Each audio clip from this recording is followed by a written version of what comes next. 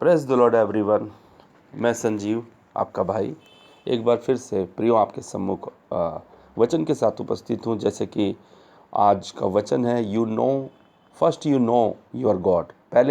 सबसे पहले अपने परमेश्वर को जाने।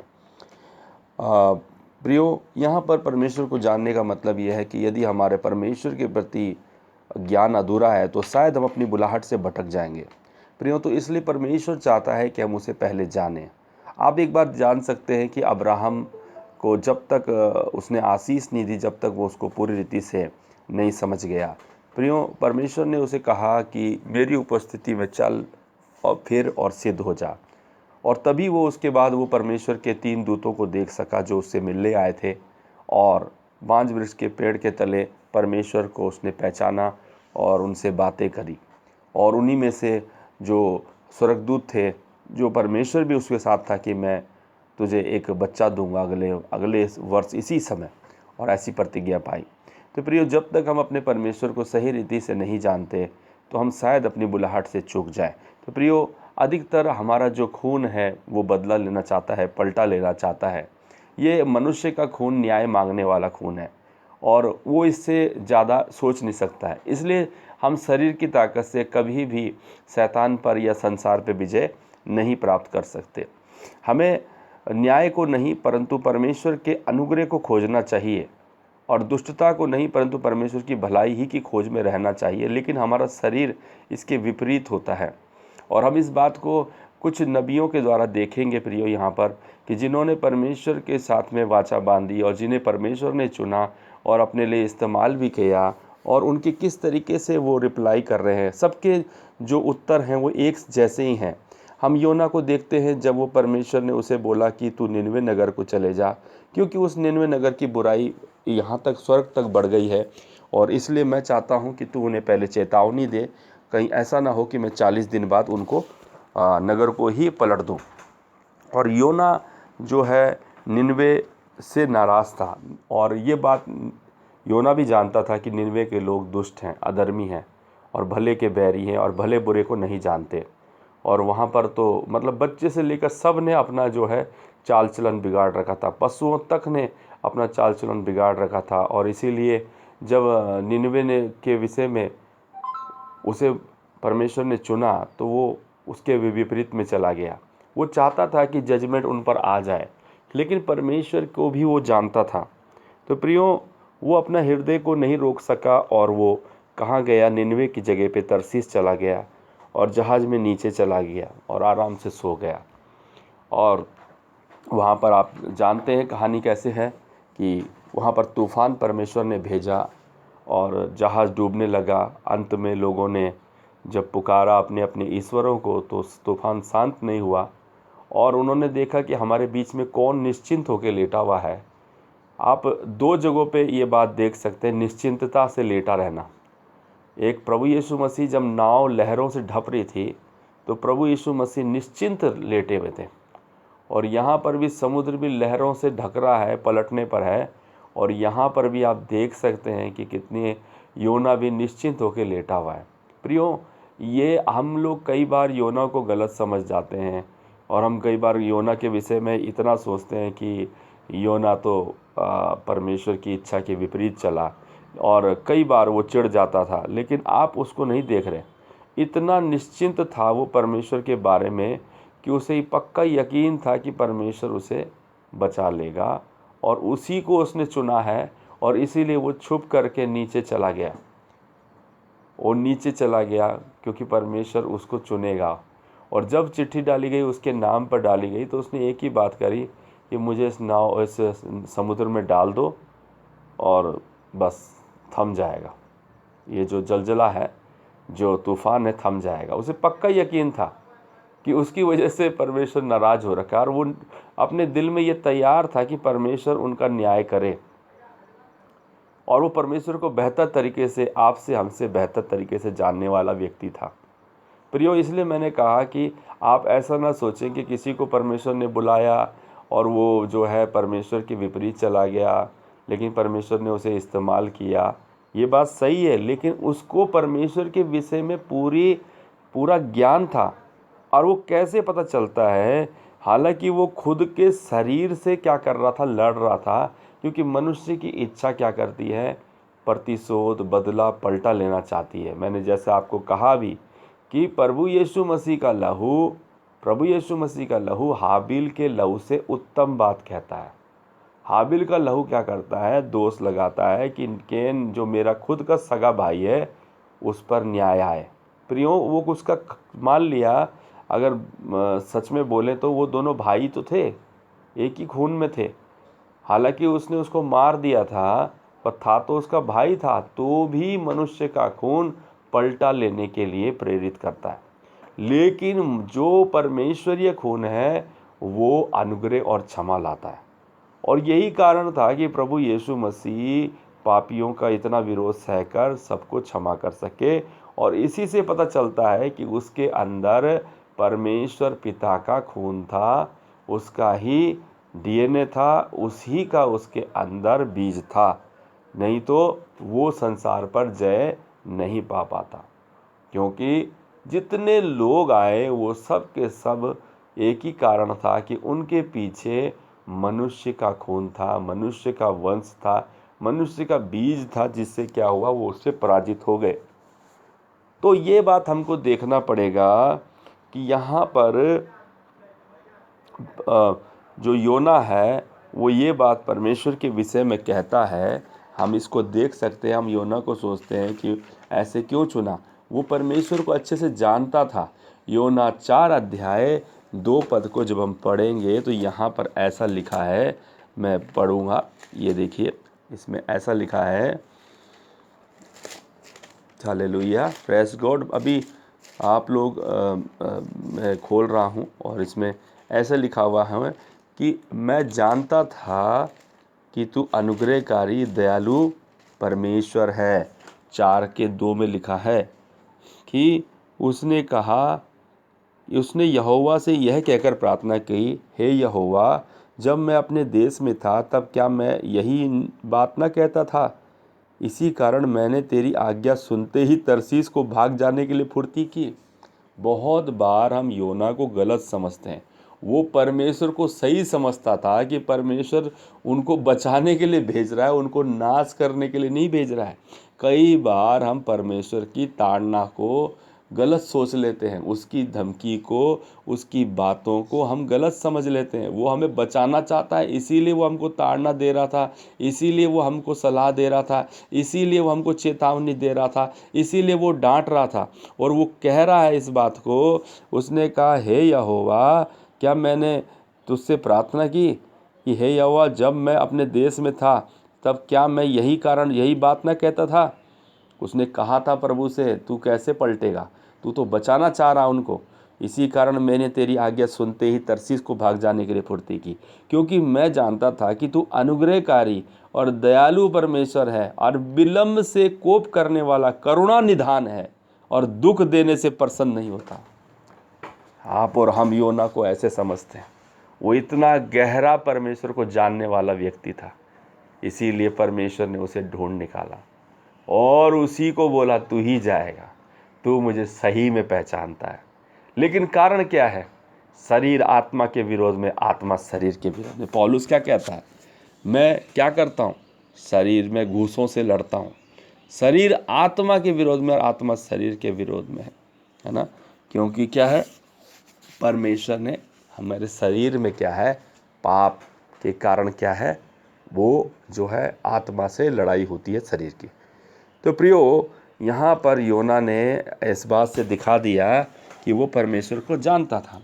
उसके बाद हम एक और जगह पर देखते हैं कि हबक्कुक, अब हबक्कुक के विषय में जैसे लिखा हुआ है, वो जो है वो भी अन्याय की शिकायत कर रहा है परमेश्वर से कि हे प्रभु, जगत में अंधेर हो रखा है, धर्मी जो है पीसा जा रहा है और जगह जगह उसे लज्जित किया जा रहा है, दीन लोगों को धनी लोग कुचल दे रहे हैं, न्याय में घूस लेकर के आंखें बंद करवा कर उन्हें सज़ा भुगतवा रहे हैं, और तू देख रहा है, तू चुप रहा है, चुप हो रखा है, और तू कब देगा न्याय? लेकिन परमेश्वर ने उसे क्या कहा, है ना? और दंड देने के लिए वो कह रहा था, पुकार रहा था, लेकिन परमेश्वर ने उसको क्या कहा? अपनी महिमा दिखाई, अपनी महिमा दिखाई।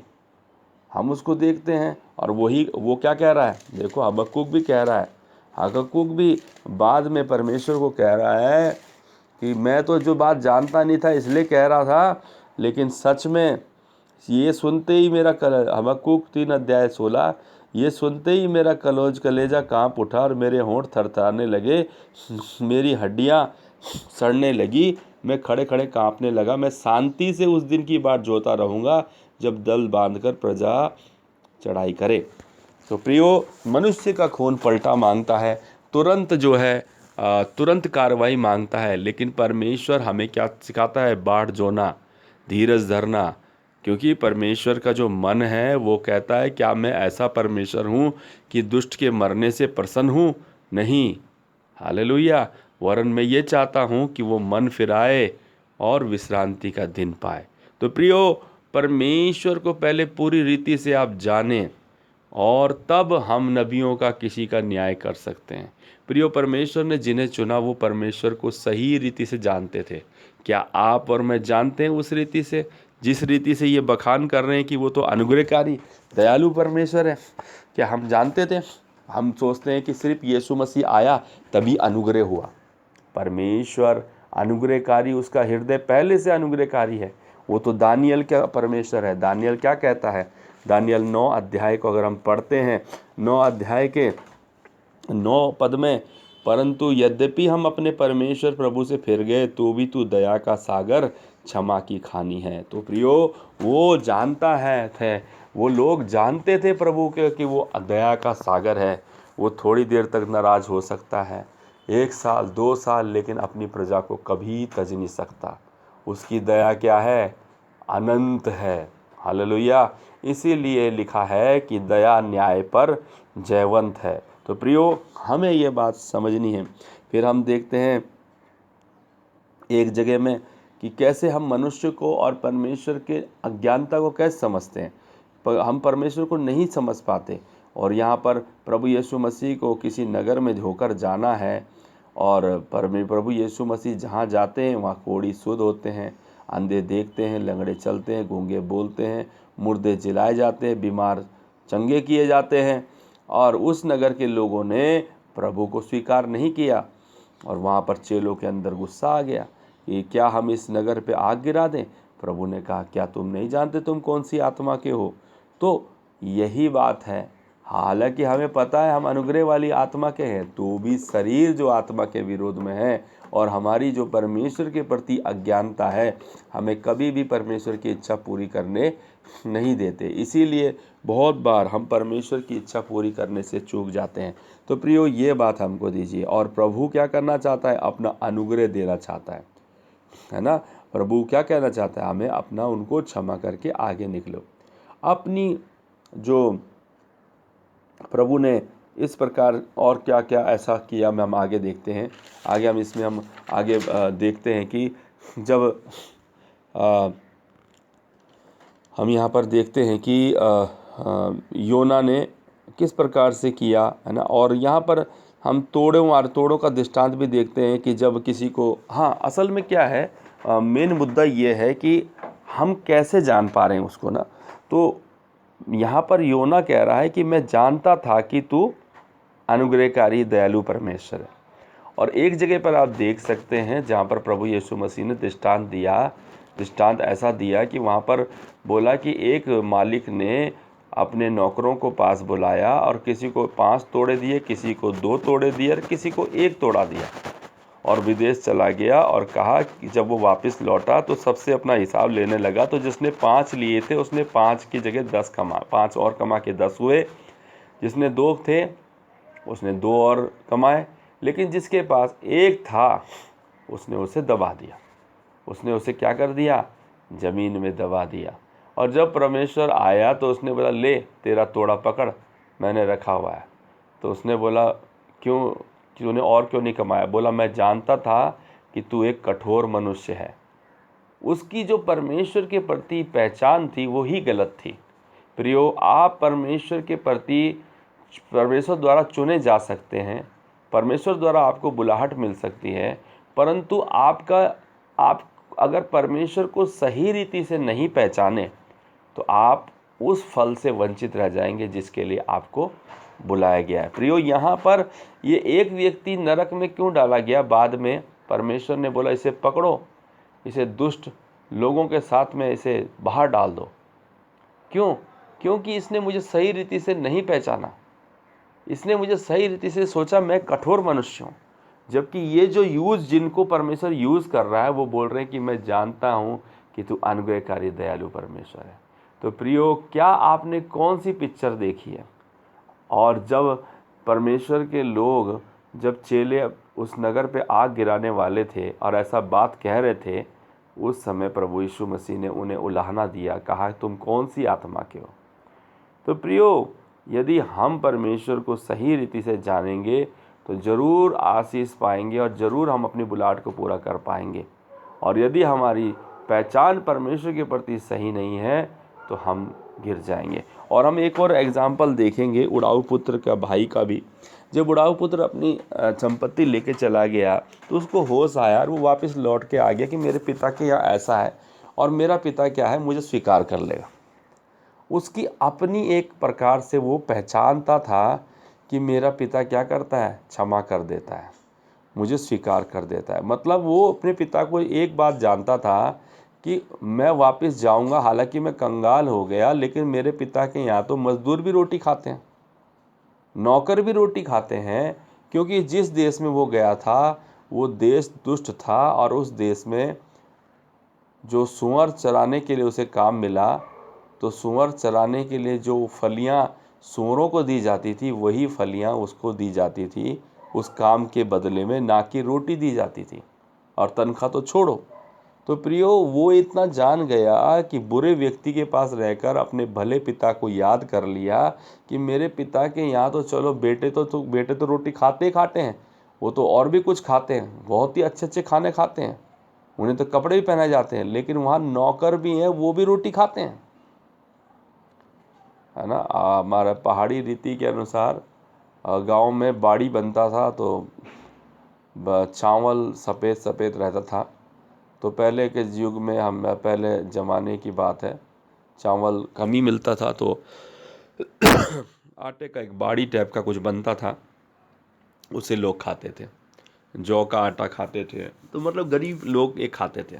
तो मतलब कहने का मतलब यह है, अब तो स्वाद के लिए लोग खाते हैं, लेकिन उस समय राशन कम हुआ करता था, तो इस तरीके से ये गरीब परिवारों की बात है। लेकिन इसका जो उड़ाऊ पुत्र का जो पिता है, आप देख सकते हैं उस उड़ाऊ पुत्र का जो पिता है वो अपने मज़दूरों को भी क्या कर रहा है, अच्छी रोटी दे रहा है, वो रोटी दे रहा है ना। तो उसको याद आ गया कि मेरा पिता भला है और वो पक्का जान गया गलती हुए मेरे से, कसूरवार हूँ मैं, लुटा के आ गया, लेकिन प्रभु पे मेरा पिता क्या करेगा, माफ़ी मांगने पे मुझे माफ़ कर देता है। अब वहीं पर यहूदा के बारे में देखें। यहूदा इस्करियोती प्रभु यीशु के साथ था, लेकिन उसने क्या किया, फांसी लगाई। वहीं पतरस ने भी प्रभु को धोखा दिया, लेकिन वो रो करके प्रभु के पास आया। तो पहचानना बड़ी ज़रूरत है। पतरस बड़ी तड़ी से कहता था कि सब लोग तुझे धोखा दे तो दे, लेकिन मैं तुझे कभी धोखा न दूंगा। लेकिन उसने धोखा दे दिया। जब उसने नदी के किनारे भी, जब जी उठने के बाद नदी के किनारे प्रभु को देखा तो वो पानी में कूद गया, वो शर्मा गया, वो लज्जित हुआ, उसने अपनी गलती मान ली। प्रियो, जब प्रभु यीशु मसीह पतरस की नाव में थे तो पतरस वहाँ पर, जब पतरस के लिए प्रभु यीशु मसीह ने बहुत सारी मछलियाँ पकड़ ली, तो पतरस वहाँ पर शर्मिंदा होकर बोलने लगा, मैं पापी मनुष्य, मुझ पर मेरी नाव से चला जा। रियलाइज, है ना, वो परमेश्वर को पवित्र करके जान गया था। वो उसको ये नहीं, उस समय तक तो वो यीशु का चेला भी नहीं बना था, लेकिन वो पहले से ही उसको पहचान गया था, पहले से ही उस बात को वो जान गया था। हालेलुया, वो उस बात को जान गया था प्रभु में। Hallelujah, praise God. वो परमेश्वर को जान गया कि वो पवित्र परमेश्वर है। प्रियो, आपके लिए परमेश्वर ऐसे ही आपकी पहचान देखता है। आपको पता है, जब शास्त्री फरीसी प्रभु यीशु पे विश्वास नहीं कर रहे थे तो परमेश्वर ने प्रभु यीशु ने कहा कि भाई तुम मेरे पास क्यों नहीं आना चाहते, क्योंकि जब तक जिसको ये वरदान परमेश्वर की ओर से ना मिला हो तब तक वो मेरे पास नहीं आ सकता। तो प्रियो, पहचान के परमेश्वर की पहचान बहुत बड़ी ज़रूरी है, और हमें जो है परमेश्वर की पहचान पूरी रीति से समझनी है, और तब हमारी बुलाहट मजबूत होगी और हम पहले परमेश्वर को जानें। अगली बात, जब मजदूरी मांगने वाले लोग आए तो परमेश्वर ने, प्रभु यीशु मसीह ने तोड़े ठहराए। एक से बोला कि तू पूरे दिन भर काम करेगा, 1 दिनार तुझे दिया जाएगा। दिन में भी आया, सबसे लास्ट में जो आया उसको भी 1 दिनार दिया। तो जो जो जो सुबह से काम पे लगा था वो चिढ़ने लगा प्रभु पे। प्रभु ने बोला, तू क्यों चिढ़ रहा? क्या तू मेरे भले होने को देख करके तब तू ज़्यादा ही गलत काम कर रहा है? मतलब तेरा स्वामी भला है तो तू क्या करेगा, लूटेगा? फिर प्रभु ने एक और दृष्टांत में 2 लोगों को क्षमा किया, ऐसा दृष्टांत दिया। तो जब प्रभु ने उसको क्षमा किया तो उसका जो क्षमा किए हुए का देनदार एक व्यक्ति था, उससे भी उसने कुछ पैसे लेने थे, तो उसने उसे जेल में डलवा दिया। तो प्रभु ने उसको ये सिखाया कि देख बेटा, मैंने तेरे पे मेरा कितना कर्जा है, 500 रुपये मैंने माफ़ कर दिया। तो तुझे नहीं चाहिए था कि अपने भाई पर भी क्या करता, दया करता, कि वो 50 रुपये तू उसके माफ़ कर देता, क्योंकि तेरे पे भी तो 500 रुपये माफ़ हुए। तो ये बात हमें समझनी है कि हमें परमेश्वर को पहले समझना है, और जब हम परमेश्वर को समझेंगे तो हम सही रीति से अपनी बुलाहट में स्थिर रहेंगे। Hallelujah, hallelujah. आखिरी बात बोलकर मैं ख़त्म करना चाहूँगा, है ना। और जब हम याकूब की पत्री पढ़ते हैं 4 अध्याय के 5 और 6 में, तो परमेश्वर का आत्मा क्या है हम इस बात को समझ जाते हैं। इब्रानियों के बाद आती ये पत्री 4 अध्याय के, क्या तुम ये समझते हो कि पवित्र शास्त्र व्यर्थ कहता है? जिस आत्मा को उसने हमारे भीतर बसाया है, क्या वह ऐसी लालसा करता है जिसका प्रतिफल डाह हो? वह तो और भी अनुग्रह देता है, और इस कारण ये लिखा है, परमेश्वर अभिमानियों का विरोध करता है पर दीनों पर अनुग्रह करता है। हालेलुया। तो प्रियो, हमें क्या करना है? हमें पहले परमेश्वर को जानना है। जब हम परमेश्वर को जानते हैं, हमारी बुलाहट मजबूत हो जाती है, और उसकी सच्ची पहचान ये है, मैं आपको सही बताऊं, परमेश्वर आपकी ऐसा नहीं है कि परमेश्वर बुरा से बुरा का फल बुरा दे, नहीं। खुद आप जब रोमियो की पत्री पढ़ेंगे 21 पद में, 21 अध्याय में, उसमें लिखा है, रोमियो की पत्री में ऐसा लिखा हुआ हम यहाँ पर देखते हैं, बुराई से ना हारो लेकिन भलाई से बुराई को जीत लो। ऐसा रोमियो की पत्री में लिखा हुआ, बुराई से 12 के 21 में लिखा हुआ है कि बुराई से ना हारो लेकिन भलाई से बुराई को जीत लो। हालेलुया। तो यहाँ पर जब हम देखते हैं तो परमेश्वर का जो असली विल है, क्षमा करने की है, अनुग्रह करने की है, दया करने की है, पर यह है कि वो आपकी बात से नाराज़ नहीं होता अगर आप सवाल पूछे सीधे तौर पर। इसलिए आप उसके प्रति पहचान को पक्की पाए। इसीलिए इफिसियों 1 अध्याय के 17 पद में हम देखते हैं कि पौलुस ये सभी विश्वासियों के लिए प्रार्थना करता है। इसीलिए मैं आपको एडवाइस करना चाहता हूँ कि इफिसियों 1 अध्याय की जो प्रार्थना है आप प्रतिदिन करें, क्योंकि अगर आप उस बात को नहीं पहचान रहे हैं तो आप अपने लक्ष्य से भटक जाएंगे और आप सोचेंगे परमेश्वर ऐसा ही है। इसलिए इसमें लिखा हुआ कि हमारे प्रभु यीशु मसीह का परमेश्वर जो महिमा का पिता है, तुम्हें अपनी पहचान में ज्ञान और प्रकाश का आत्मा दे, और तुम्हारे मन की आंखें ज्योतिर्मय हो कि तुम जान लो कि उसकी बुलाहट की आशा क्या है। तो इसलिए प्रियो, आप अगर बुलाहट और आशा पे बना रहना चाहते हैं, आप पहला इफिसियों 1 अध्याय 17-18 पद के अनुसार प्रार्थना करें, और जब आप ऐसी प्रार्थना करेंगे आपकी मन की आंखें ज्योतिर्मय होंगे, आप जान पाएंगे कि परमेश्वर की सच्ची विल क्या है। नहीं तो आपके दिमाग में चारों तरफ के विचार आकर बम्बारमेंट कर देंगे और आप यही नहीं समझ पाएंगे आप कब मसीह से भटक गए। तो प्रियो, आप स्थिर हो, दृढ़ हो, और परमेश्वर इन वचनों के द्वारा आपकी सहायता करें। सबको जय मसीह की। God bless you, God bless you.